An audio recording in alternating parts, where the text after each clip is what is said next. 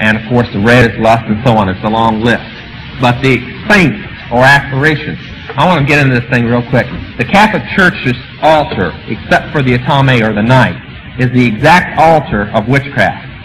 And according to the reports I can get on the Nicene Council, most of the ministers at the Nicene Council that set that heresy up were from the Temple of Diana, which is witchcraft. So, everything, the bell, the incense, the whole ritual, their holy water is a salt water mixture. This comes from witchcraft, which they do exorcism with.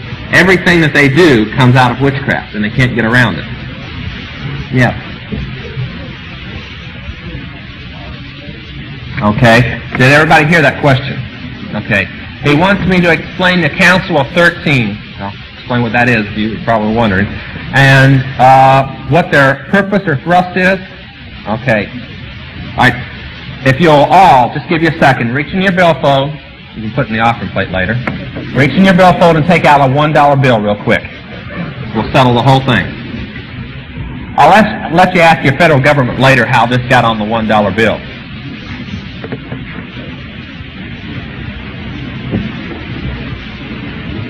Okay. On the back of the $1 bill, you'll see the crest with the pyramid in it. Now, Dr. Rasmussen has upstairs the whole crest. You only have the words left out of it on the blocks. But there are sections. His is a little behind time. There's a few new organizations. His dates back to the 1800s. But that pyramid in the Illuminati consists of 3 pyramids and a sphinx. But their crest is this crest. The Illuminati is the occult organization that we belong to. It means the light bearers. The witches call it Mariah, the conquering wind.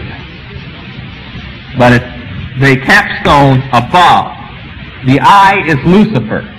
The triangle of the capstone is the tribunal of the Rothschild family, which is called the Holy Family. They lead the Illuminati. They would be Paul, Peter, for the Catholics, all the saints, and Mary, and everybody rolled into one, and the Pope. They are the voice. The doctrine of the occult teaches that Lucifer comes and sits at their dining room table. When they see the table, they leave 13 chairs out, and the 13th one is for Lucifer to sit in himself. They set him a plate and everything. Now, I've been there in the mansion, and I've seen this go on. And they, in turn, direct to the top block of that pyramid. And that top block is the Council of 13 of the Grand Druid Council, which I was a member of. Now, the Druid system of government is not that the politicians run everything. It is the same system that Rome had. The priests let whoever wants to rule the government, but the priest must rule the ruler. Now, I'll let that sink on you for a while. And I want to throw this in. Will cause a lot of controversy, I'm sure, but it's a fact. Since the time of Woodrow Wilson, including him, there has never been a president of the United States that was not an Illuminati, that did not belong. Now, that'll shatter a few people's ideas about a Christian president right now, but it's a fact anyway.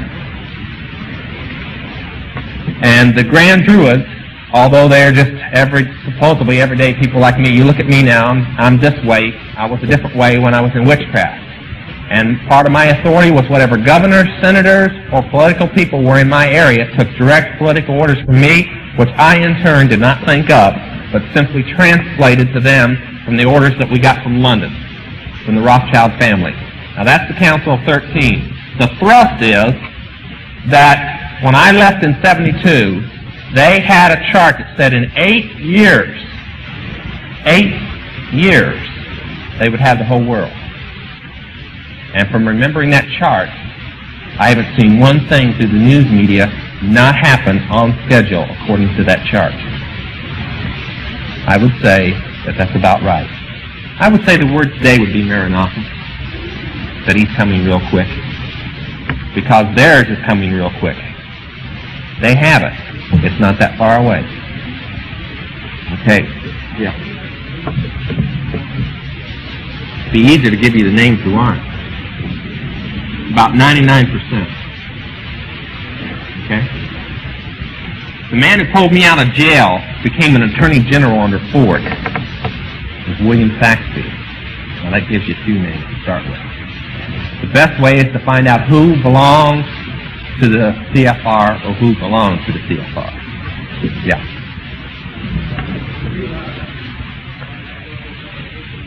Not the way it's been written. It's a little ridiculous. I know I'm going to step on a few people's toes who have read about the Illuminati, but he asked me what part Zionism played in the Illuminati. Rothschild and a few people in the Illuminati were born Jews, but they're not Jews. You can get in the Word of God and find it. I think we got a little bit. The system is this. With the same books that proclaim that the Illuminati is a Jewish organization also proclaim that the Illuminati is a Luciferian organization. You can't have both. A true Jew believes in Yahweh. An Illuminati person, and I'm not a Jew, and I was a leader of the Illuminati, believes in Lucifer, the God of light, peace, love, blah, blah, blah, blah, and so on. It has nothing to do with the saints, because there might be a few Jews born, and they might have some ties with Zionism, bloodline, but the organization itself has nothing to do with Judaism at all. It is totally 100% Druid occult, and that's its purpose. In fact, the reason that the Rothschilds even still reside in London is because England is considered to the witches the same as Palestine is considered to us. It is the Holy Land. You take pilgrimages there. You stop off and kiss the stones on the Rothschild mansion for luck, and so on and so forth. If by some chance you happen to meet a Rothschild and he gives you a blessed sign or a blessed bee, then your whole life is set. It's that type of nature. But it has nothing to do. There is an interesting thing, though, I'd like to throw in. A lot of witches do wear the thing called the Star of David. David was long dead before that star was ever drawn. His son drew it. And it's called the hexagram, and the word to curse with the hex comes from the hexagram. And when witches practice magic, they draw a 5-pointed star to stand in, and they call demons up in the evil sign, what we call the Star of David. So before Christians start tying it around their neck, that's called the demon star, or the death star. And that's why it was drawn. For a few people that might be confused about the Solomon aspect, when he backslid, he became the most holiest person in the occult. Everything that we practice are based upon books that he wrote and pictures that he drew when he backslid. Well, including that exorcism rite you asked about, he wrote it. Yeah.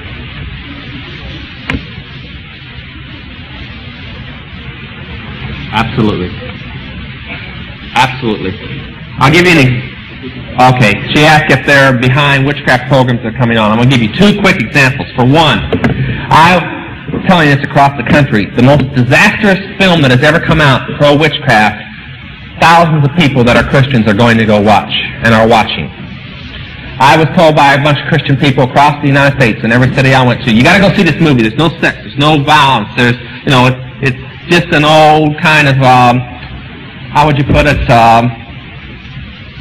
I can't think of the guy in the 30s that was a sequence in outer space movies, Flash Gordon type picture.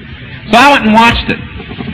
It used words and beliefs that are the innermost beliefs in witchcraft. They're not even the ones spoken of in the open. And witches don't call it witchcraft. They call it the Force. It's called Star Wars. And the whole thing is centered around, 2/3 of the movie is based on the Force. That you're stronger when you die, you're reincarnated, you receive guides from people who are dead. It's ESP. See, the biggest line about witchcraft is that it's not bad. It's neither good nor bad. It's the person that's good or bad. And this movie emphasized that a lot. That witchcraft was okay as long as you were a good person. So, adults, before you let them go. And the other one I want to hit real quick is, how many remember Bewitched? It's probably one of the main reasons that witchcraft grew, it and Dark Shadows. Bewitched was written by a witch. The belief of witchcraft is you're born a witch, and that the mortals, or everyday people who don't practice, are dummies. You remember that in the thing?